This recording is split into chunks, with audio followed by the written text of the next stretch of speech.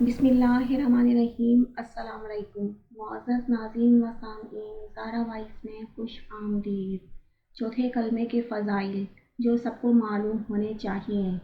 جو شخص چوتھا کلمہ فجر اور مغرب کی نماز کے بعد 10 مرتبہ پڑھے تو اللہ تعالیٰ اس کے لیے فرشتے نگہبانی کے لیے مقرر فرما دیتے ہیں۔ اگر 10 مرتبہ نہ پڑھا جا سکے تو 1 مرتبہ پڑھ لے۔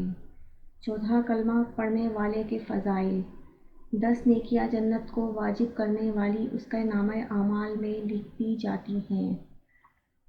10 ہلاک کرنے والی برائیاں اس کے نامۂ اعمال سے مٹا دی جاتی ہیں۔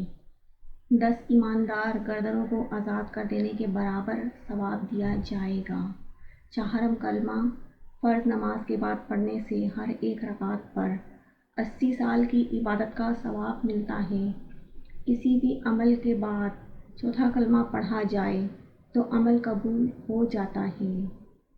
Thanks for watching. Please like, share and subscribe.